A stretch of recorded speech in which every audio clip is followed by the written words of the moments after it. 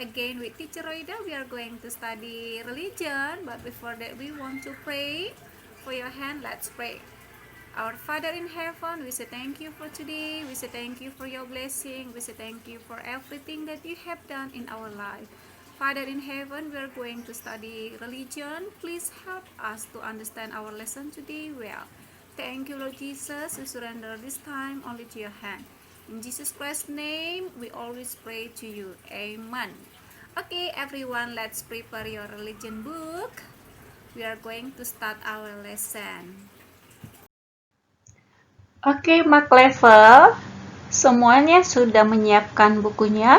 Oke, hari ini pembelajaran kita terambil dari pembelajaran yang ketujuh ya. Oke, semua siapkan buku religionnya. Kita akan buka dari halaman buku kita. Kita akan belajar dari halaman 59 ya. Oke, halaman 59. Semuanya sudah membuka bukunya? Oke.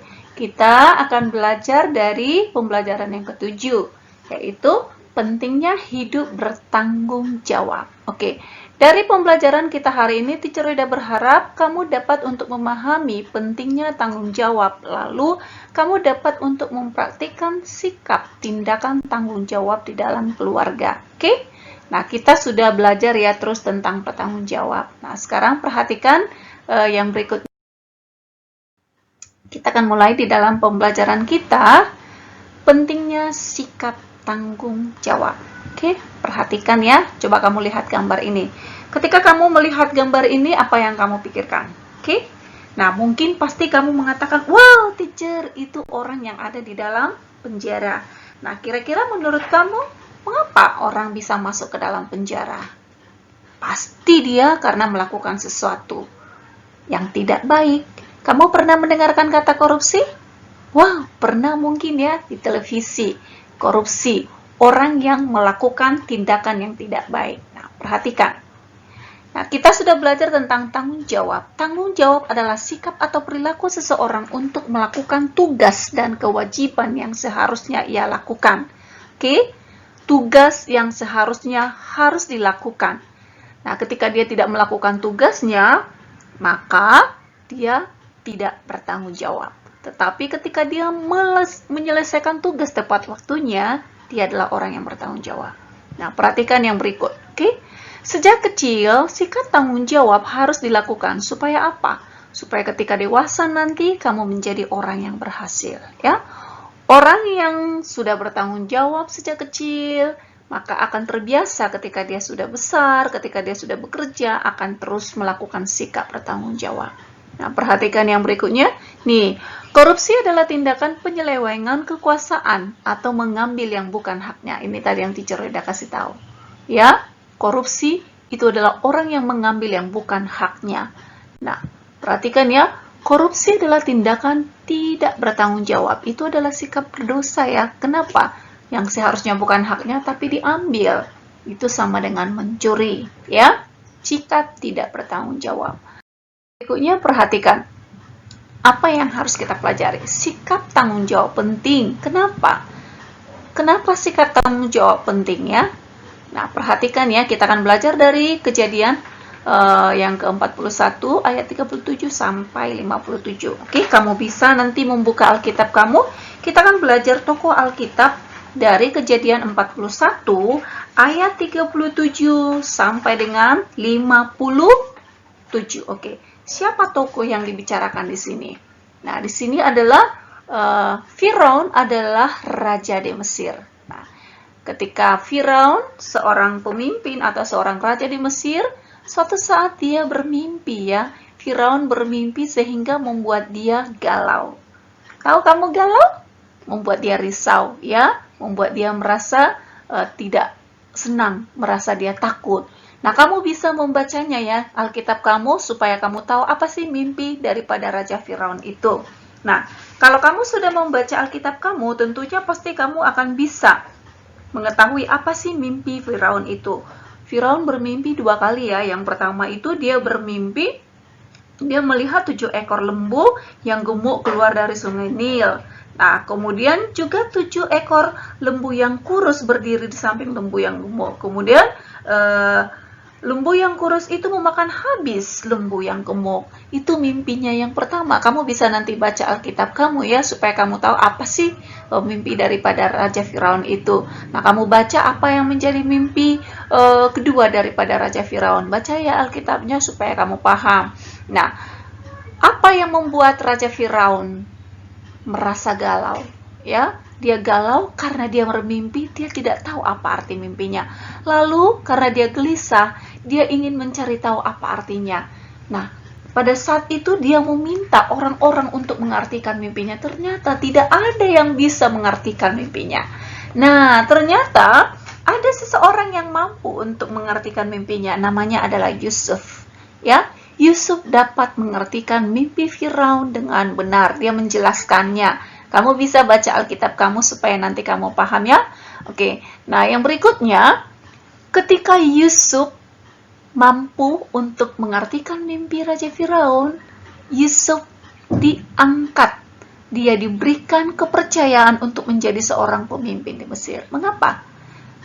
Dia adalah orang yang bertanggung jawab sehingga dia dipercayai, diangkat menjadi seorang pemimpin ya. Namun ketika dia menjadi seorang pemimpin, ada banyak sebenarnya yang dihadapi, tantangan yang dihadapi. Tapi apa yang dilakukan oleh Yusuf? Yusuf tetap percaya kepada Tuhan. Sehingga Allah selalu menyertai Yusuf. Ketika Allah menyertai Yusuf, maka Yusuf berhasil dalam setiap pekerjaannya. Yusuf melakukan tanggung jawabnya dengan benar sehingga dia menjadi orang kepercayaan. Nah, yang berikutnya kita lihat ya. Yusuf melakukan tugas dengan penuh tanggung jawab sehingga dia diberkati oleh Tuhan. Nah, yang berikutnya kita lihat tokoh Alkitab yang kita pelajari. Kita lihat dari Matius 25 ayat 14 sampai 30. Kamu bisa membaca Alkitab kamu ya di rumah, baca dengan hati-hati, perhatikan ya. Baca Matius 25 ayat 14 sampai 30. Cerita apa teacher yang diceritakan di sini? Ini adalah cerita tentang perumpamaan tentang talenta. Oke, ada seorang tuan yang ingin bepergian ke suatu tempat. Lalu dia memanggil 3 orang hambanya. Nah, dia mempercayakan hartanya kepada hambanya itu. Yang pertama dia berikan 5 talenta. Lalu hambanya itu mengembangkannya sehingga dia menjadi 10 ya. Lalu hamba yang kedua dia berikan 2 talenta. Nah, karena hamba yang kedua mau mengembangkannya sehingga dia mendapat menjadi 4. Tadinya 2 tambah 2 menjadi 4. Dan yang ketiga, hamba ketiga dia berikan talentanya hanya 1 saja dia kasih. Namun apa yang terjadi?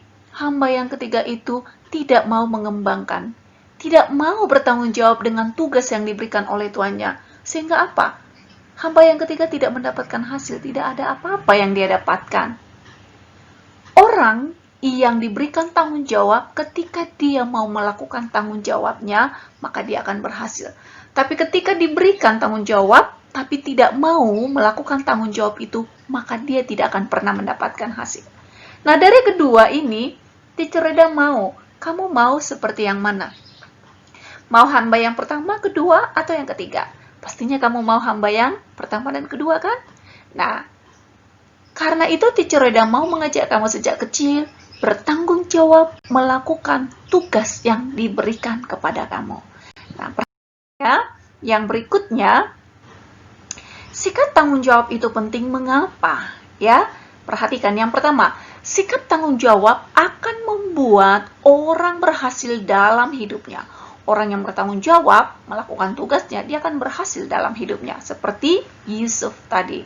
Lalu yang kedua, sikap tanggung jawab akan membuat kita dipercayai oleh orang lain. Ya, sama seperti di dalam Matius tadi.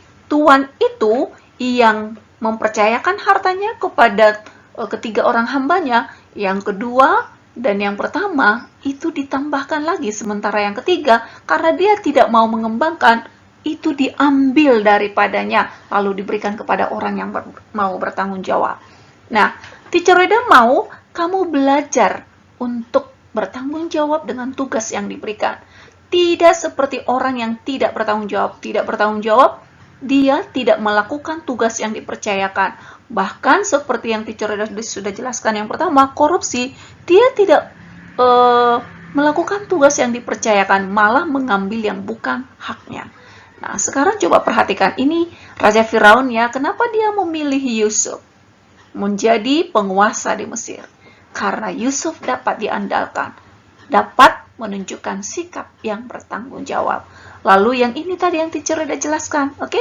Hamba pertama diberi 5, kedua 2, dan yang ketiga 1. Namun yang dapat dipercayai itu adalah hamba yang pertama dan kedua, sedangkan yang ketiga tidak mau melakukan tugas dan tanggung jawab. Nah, sekarang perhatikan, teacher Reda mau mengajak kamu, contoh sikap tanggung jawab yang bisa kamu lakukan di rumah.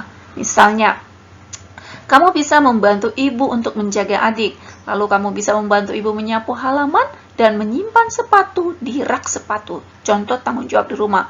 Lalu apalagi contoh tanggung jawab yang bisa kamu lakukan di sekolah? Misalnya kamu belajar dengan tertib, kamu mengerjakan tugas yang diberikan oleh guru kepada kamu, lalu kamu menjaga kebersihan kelas.